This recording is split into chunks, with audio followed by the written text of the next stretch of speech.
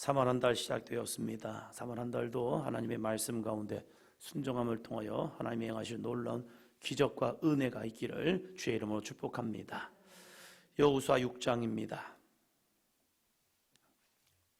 여호수아 6장 1절입니다. 이스라엘 자손들로 말미암아 여리고는 굳게 닫혔고 출입하는 자가 없더라. 성을 점령하려면 문이 열려야 합니다. 문이 열려야 거기로 들어가서 이제 이 성을 점령할 수 있습니다. 아니면 성벽을 타고 올라가든지 아니면 성벽을 부수든지. 근데 성벽을 부수려면 문제가 있죠. 거기로 접근하는 순간 자기는 죽음을 당합니다. 그러니까 이것을 어떻게 점령해야 할까? 참 막막합니다. 우리도 삶의 문제를 만나면 가끔 이런 문제를 만납니다. 여리고는 굳게 닫혔고 출입한 자가 없더라. 문제를 풀어야 하는데 풀리지 않는 문제가 있습니다. 이건 꼭 풀어야 하는데, 이 문제는 해결해야 하는데, 이 사건은 해결해야 하는데, 내가 이것을 해결해야 내가 이제 하나 둘씩 풀어나갈 것 같은데 실마리가 풀리지 않는 문제가 있습니다. 이 문제를 어떻게 할 것인가? 이 문제를 그냥 건너갈까? 아니, 건너갈 수는 없어요. 이 문제는 꼭 해결해야 합니다. 꼭 돌파해야 합니다. 그런데 방법이 없어요. 해결할 수 있는 능력이 없어요. 참 답답하죠. 그래서 그때 많은 사람들은 이걸 어떻게 해결할까 고민하다가 때로는 지쳐서 끝나는 경우도 있습니다. 그런데 하나님께서 이 여호수아에게 여리고성 점령 사건을 우리에게 주신 이유는 무엇입니까? 우리도 그런 문제를 만날 때가 있다는 거예요. 진짜 이거 어떡하지? 이거 어떻게 해결하지? 해결해야 하는데 그런데 해결이 안 돼요. 참 힘들고 어려운 상황이 옵니다. 그래서 거기서 포기하고 자포자기할 거냐? 아니라는 겁니다. 우리는 하나님께 귀 기울여야 합니다. 하나님 알게 해주세요. 깨닫게 해주세요. 방법을 보여주세요. 하나님께 매달려 기도하는 겁니다. 그때 참 이러한 말씀을 주십니다. 2절이요. 여호와께서 여호수아에게 이르시되 보라, 내가 여리고와 그 왕과 용사들을 내 손에 넘겨 주었으니. 아멘. 하나님은 말씀합니다. 여호수아에게요. 보라, 내가 여리고와 그 왕과 용사들을 내 손에 넘겨 주었다. 내 손에 넘겨 줬다. 너는 이들을 이길 수가 있어 라고 말씀하는 거죠. 너는 저들을 해결할 수가 있어. 너는 저 문제를 해결할 수가 있어 라고 주고 있다는 거예요. 그래서 우리는 문제 앞에서 두려워하지 않아도 됩니다. 떨지 않아도 됩니다. 걱정하지 않아도 됩니다. 우리는 문제 앞에서 한번 더 합니다. 하나님을 의지해야 합니다. 하나님을 의지해야 한다는 사실이에요. 문제는 하나님을 만나는 통로가 될 수 있습니다. 그래서 우리는 이 문제 가운데서 기뻐야 합니다. 감사해야 합니다. 내가 해결할 수 없는 문제를 만나면 내가 하나님께 기도함을 통하여 이 문제를 해결해내야겠구나. 이 믿음으로 하나님 앞에 나아가는 거예요. 하나님은 여호수아에게 말씀합니다. 여리고와 그 왕과 용사들을 내 손에 넘겨주었다. 그래서 우리는 문제 앞에서 여호와 하나님을 바라봐야 합니다. 문제만 바라보면 낙심하고 넘어집니다. 그러나 하나님을 바라보면요 해결점이 보입니다. 그런데 그 해결점을 봅니다. 3절입니다. 너희 모든 군사는 그 성을 둘러 성 주위를 매일 한 번씩 돌되 엿새 동안을 그리하라. 4절이요. 제사장 7은 7 양각 나팔을 잡고 언약궤 앞에서 나아갈 것이요 7째 날에는 그 성을 7번 돌며 그 제사장들은 나팔을 불 것이며. 아멘. 하나님이 주신 해답, 하나님이 주신 정답, 말이 안 됩니다. 가나안 땅을 향하여 나올 때부터 말이 안 되는 말씀을 계속하십니다. 우리의 이성과 이치로는 말이 안 돼요. 요단강을 건널 때도 그렇고, 그리고 이들에게 또 할례를 명하시는 것도 마찬가지고요. 지금 상황과 여건은 정말로 말이 맞지 않아요. 그런데 하나님은 요단강을 건너 계셨고 이스라엘 백성들에게 언약의 표징인 할례를 행하라고 했습니다. 그러고 나서 이스라엘 백성들에게 전쟁을 하는데 전쟁의 기술과 전략이 아니었습니다. 어쩌면 참 무모한 짓이고 세상적으로 말하면 이거 멍청한 짓입니다. 아니, 성을 돈다고 해서 이 성이 무너질까? 이 모습을 주는 거예요. 우리는 이 여리고성 점령 사건을 통하여서 내 이성보다 하나님의 능력이 앞서는 것을 깨달아야 합니다. 우리가 기도할 때 때로는 하나님이 주시는 응답을 보면 이건 말이 안 돼요. 진짜 말이 안 돼요. 내가 이걸 하면 사람들이 이렇게 말할 거예요. 너 미쳤어? 이렇게요. 너 왜 그래? 이렇게요. 내 가장 가까운 사람들이 나를 비웃을 수 있습니다. 얘가 이상해졌네. 이렇게 말하기도 해요.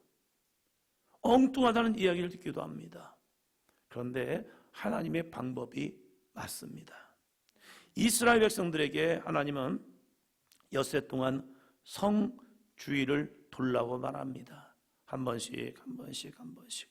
그리고 마지막 7째 날에는요 7번을 돌고 이 양강나팔을 크게 부르랍니다. 그러면 이 백성들은 뭘 하면 됩니까? 5절입니다. 제사장들이 양강나팔을 길게 불어 그 나팔 소리가 너희에게 들릴 때에는 백성은 다 큰 소리로 외쳐 부를 것이라. 그리하면 그 성벽이 무너져 내리리니 백성은 각기 앞으로 올라갈지니라 하시매. 이걸 여호수아가 누군가에게 물어볼 수도 있죠. 야야, 일로 좀 와봐. 내가 하나님께 응답을 받았는데 이렇게 하래. 이게 되겠니? 그럼 이렇게 말할 겁니다. 믿음이 좋은 사람은 몰라요. 믿음이 없는 사람은 아니요. 이렇게 얘기할 겁니다. 믿음이 좋은 사람은 몰라요 라고 말할 거예요. 왜요? 그래도 하나님이 말씀하셨으니까 그럴까 아닐까 잘 모르겠다는 거예요. 그러나 성령 충만한 사람은요 됩니다 라고 말합니다. 왜요? 하나님이 그에게 응답을 주셨다고 하니까요. 믿음이 좋은 사람은 때로는 이렇게 해요. 안 하자니 애매하고 하자니 좀 그렇고 이런 상황이 올 때가 있습니다. 그래도 그 사람은 믿음이 좋은 사람이에요. 왜요? 반대는 안 하니까. 그러나 우리는 믿음이 좋은 사람이 아니라 성령 충만한 사람이 되어야 합니다. 성령이 충만한 건 뭐예요? 내 생각보다 하나님의 말씀이 앞서는 사람이에요. 그래서 나는 그 말씀에 순종하겠다는 거예요. 참 무모한 짓일 수 있어요. 세상적으로는 멍청한 짓이라니까 이건요. 그런데 여호수아는 그냥 그 말씀에 순종하며 나아갑니다. 우리의 신앙이 때로는 이러한 믿음이 필요해요. 내 앞에 있는 문제 때문에 걱정하지 마시고 하나님의 말씀 그 응답에 순종하며 나아가는 삶이 되시기를 주의 이름으로 축원합니다. 어떤 분이 이렇게 말하더라고요. 이스라엘 백성들이 성을 둘러서서 와 외쳤더니 그 소리에 의해서 무너졌다. 아니에요. 소리로 무너진 게 아니라 한번 더 합니다. 하나님의 말씀에 순종함으로 무너지는 거예요. 그들이 소리쳤다고 그 소리가 얼마나 크겠습니까? 와 소리 지른다고 무너집니까? 안 무너져요. 소리 지르는 것이 문제가 아니라 그들이 하나님의 말씀에 순종이라는 거룩한 믿음의 길을 감을 통하여 무너지는 거예요. 오늘도 마찬가지입니다. 하나님은 때로는 우리에게 말씀하십니다. 그 말씀을 우린 듣고 순종하고 나아갈 때에 그 순종의 사람으로 오늘도 하나님의 역사는 이루어집니다. 이 모든 여호수아 가나안 정복 사건은 마찬가지예요. 순종은 능력이요 불순종은 죽음이었습니다. 그래서 이스라엘 백성들이 이 여리고성을 돌죠. 말씀에 순종하여 그대로 합니다. 그럴 때 하지 말아야 할 것도 있습니다. 해야 할 것이 있고 하지 말아야 할 것이 있고 6장 10절입니다. 6장 10절 여호수아가 백성에게 명령하여 이르되 너희는 외치지 말며 너희 음성을 들리게 하지 말며 너희 입에서 아무 말도 내지 말라.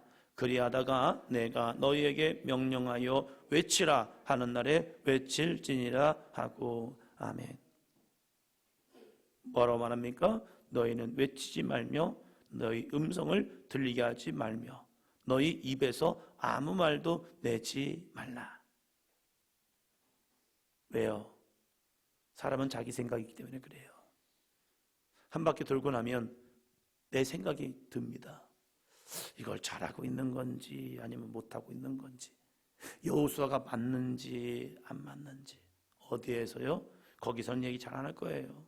그런데 끝나고 나면 이 생각 저 생각이 듭니다.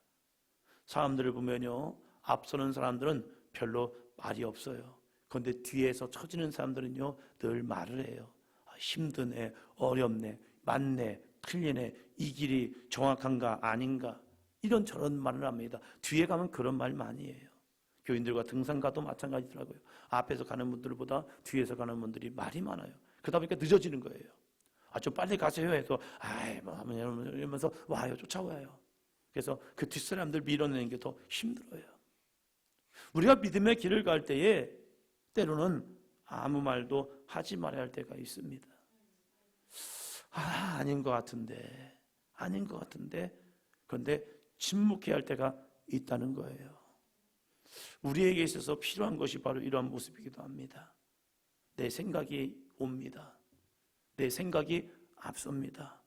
그럴 때 말하고 싶은 거, 그 우리들의 특징이죠. 그럴 때 때로는 침묵하는 거. 말하는 건 훈련을 시키지만 침묵 훈련은 우리가 잘 시키지 못합니다. 정말로 하기 싫어도, 하고 싶어도, 정말로 입이 근질근질해도 하지 말아야지. 하나님께서 나에게 이 말 하지 마라, 하지 마라 하면요 하지 말아요. 근데 우리 이렇게만 하죠. 있잖아요, 비밀인데 하지 말아야 하는 거예요. 가끔 하다가 이런 말 많이 들어봤습니다. 목사님, 이게 해야 할 말인지 하지 말아야 할 말인지 모르겠는데 목사님 하면서 얘기를 해요. 그때는 이렇게 말합니다. 하지 마세요. 그냥 하고 싶다는 거예요. 근질근질하다는 거예요. 지금 하고 싶어가지고 제가 거기서 해보세요, 이걸 원하는 거예요. 근데 자기는 하기 싫었는데 목사님이 하라고 했던 거예요. 그래서 한다는 거예요. 그래서 제가 말을 하라고 시켰던 거예요. 그게 자기는 그 면피를 하는 거예요. 나는 하기 싫었는데 목사님이 하라고 해서 했다고.